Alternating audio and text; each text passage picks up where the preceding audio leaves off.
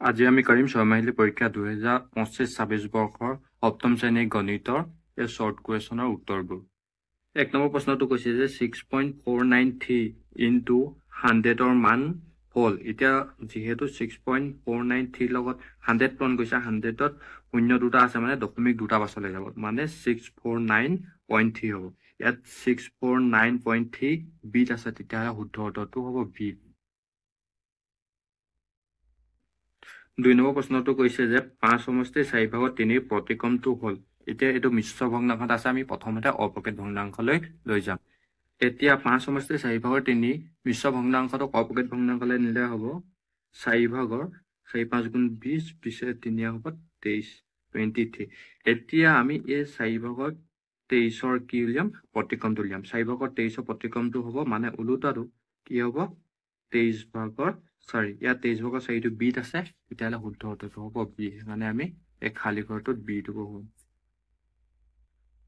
3 নম্বৰটো কৈছে তলৰ কোনটো পৰিমেয় সংখ্যা -12/27ৰ সমতুল্য পৰিমেয় সংখ্যা। ইয়াক যদি আমি এতিয়া কটাকটি কৰি চাওঁ, তেতিয়া -12/27ৰ সমতুল্য পৰিমেয় সংখ্যাটো ওলাই পৰিব। এতিয়া আমি যদি চাওঁ 27ক যাব 3য়ে 3 9 গুণ 27 মানে 9 বাৰ যাব, 3য়ে -12ক যাব -4 বাৰ, তেতিয়াহ'লে সমতুল্য ভগ্নাংশটো ওলালে 9/-4। 9/-4টো ক'ত আছে? এত আছে, তেতিয়াহ'লে শুদ্ধ উত্তৰটো হ'ব এটো।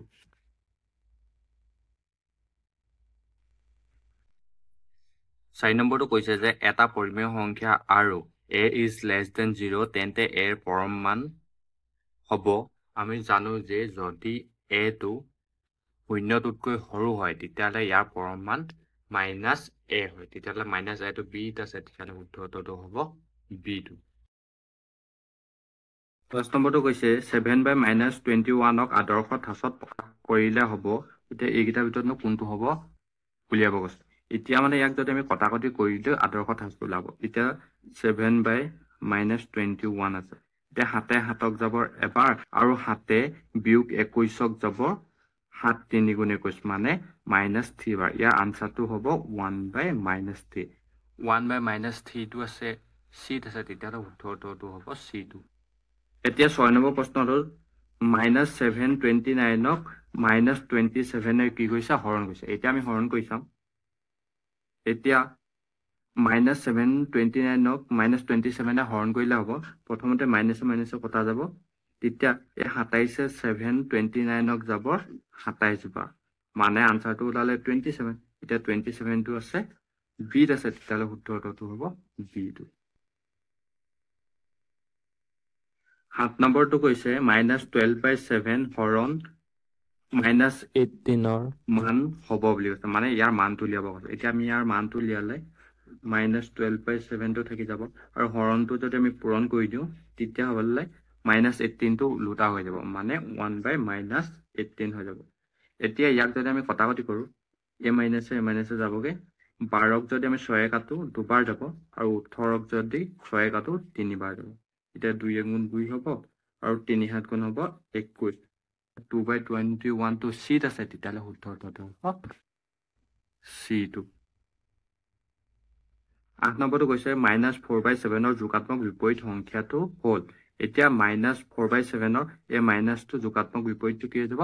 প্লাছ হ'ব, মানে 4/7 হ'ব। 4/7টো ক'ত আছে? ডিত আছে, তেতিয়াহ'লে শুদ্ধ উত্তৰটো হ'ব ডিটো। 9 নম্বৰটো কৈছে দুটা ক্ৰমিক যুগ্ম স্বাভাৱিক সংখ্যাৰ যোগফল 28, এই উক্তিটোৰ পৰা গঠন হোৱা সমীকৰণটো হ'ল। এতিয়া হৈছে দুটা ক্ৰমিক যুগ্ম স্বাভাৱিক সংখ্যাৰ যোগফল 28 কৈছে।